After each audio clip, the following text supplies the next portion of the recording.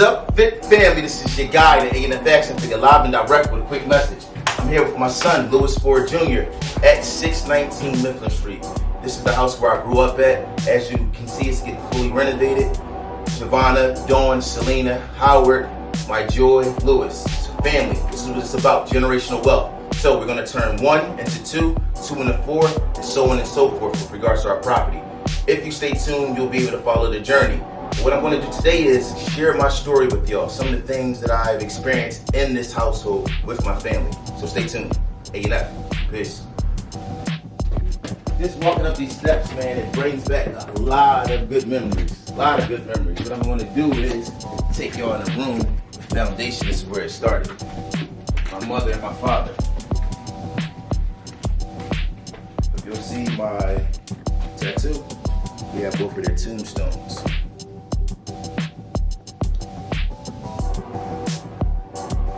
Yeah, my mom, my father, Howard Ford Sr., Elizabeth Cheryl Ford.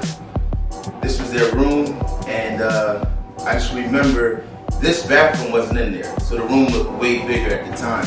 But what we would do was just all come in here and watch movies together. This was before my sister was born. It was just my brother and myself and my mother and father. So that feeling when I think about the journey, and my mom passing at 45, my dad passing away at 41, it's just like we had a lot of great experiences, and I still, reflect back on those experiences with regards to thinking about what I should do today and what would make them proud. So, yeah, that's a little story from my parents. We watch movies together, my brother and I, and my mother and father.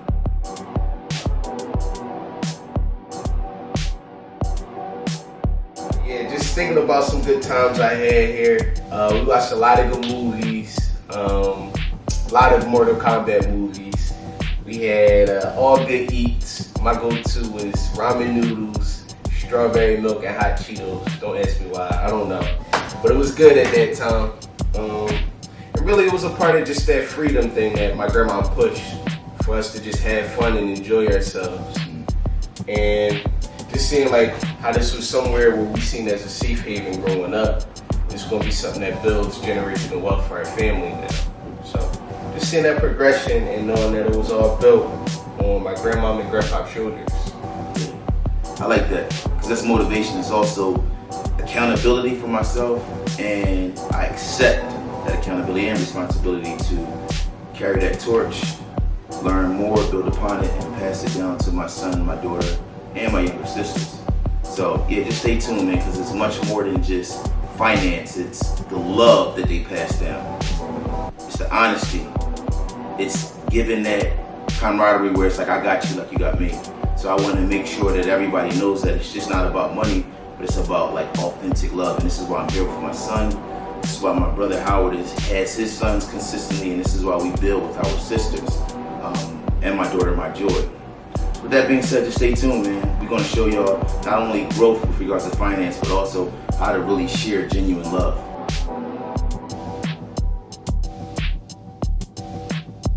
So now, a story for this room right here. Before my sisters was born, was just my brother and I slept in here. So one story I remember is there was fiberglass in the ceiling, like a drop ceiling.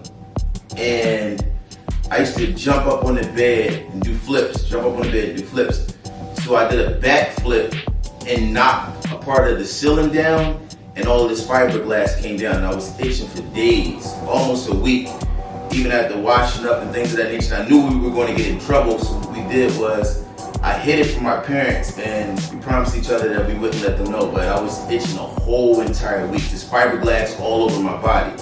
So yeah, that's the story that I remember. But yeah, my brother and I had some really good days growing up because he had my back and I had his. And it also reminds me of why Louis is how he is with my joy, who's my daughter.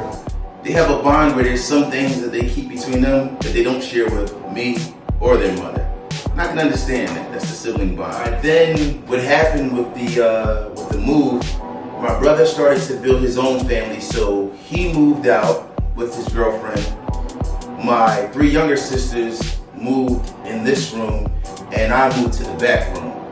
So if you guys can see, Giovanna, Dawn, Selena, they have a really strong bond still to this day. And I really feel like it's all about proximity. Like we were taught from a young age by my mother and my father to share love with one another, make sure that we're expressing it outwardly, not just through our actions, but verbally as well. So you can still see that to this day.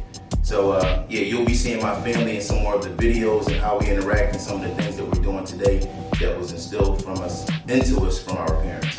Stay tuned. All right, guys, now we're in the room that I grew up in before I transitioned out of the household to start my own family.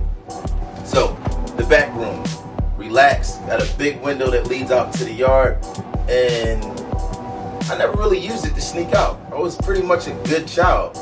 What I did was I had a whole bunch of things that I didn't need. I like to hoard motorcycle helmets, extra TVs that worked, but I just didn't hook them up. It was almost like it was if you're from South Philly, a Jerry's Corner, almost like some sort of like flea market. But everything was neat, and I just like to collect things. With that being said, this room right here is where I began to come into my own, and I started feeling myself with regards to, the engagement that I had with my father. I wanted to do what I wanted to do, and and my father wasn't having that.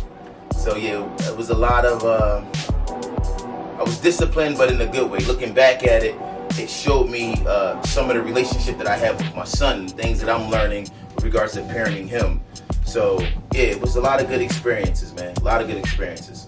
All right, so now this was the bathroom, and it was actually looked way smaller when we were living here because there was a wall that divided the tub from the sink, and the toilet was right here in this corner. So now it's just gonna be one big room, and it looks way bigger. And what do I remember here? I remember not being able to take a shower.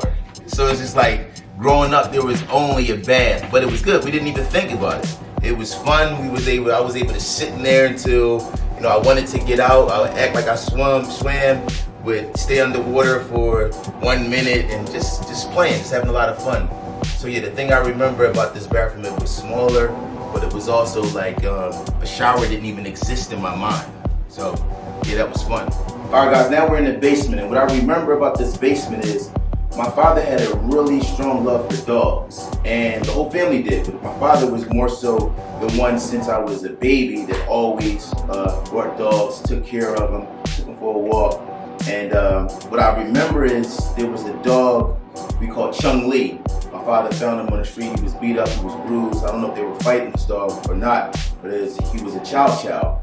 She was a chow chow. And we also had a dog that we had bought from the baby named Nikita, which was also a chow chow, that stayed in the yard. The reason why we had to keep them separate is because every time they would come together, they would actually fight. So when we would take Nikita for a walk, we would have to make sure that we put Chung Lee in the basement.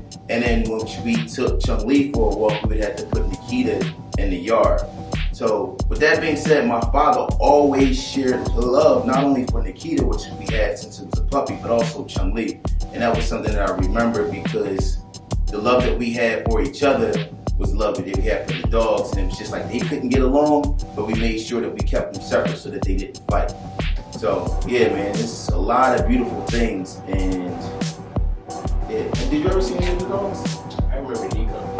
So Nico was like the white fur dog, right? Yeah, so yeah, Nico's the white fur dog. Then we had Taz, which was the Shar-Pei. We had a ton of dogs. My dad was always purchasing dogs, and if the dog passed away, right away we would purchase another dog, and he was just really connected to our dogs. And so Louis remembers Nico, I remember Nikita, Taz, and Chung Lee. So all you dog lovers out there, man, it's great, man. Get one for your child because it's nothing like growing up before.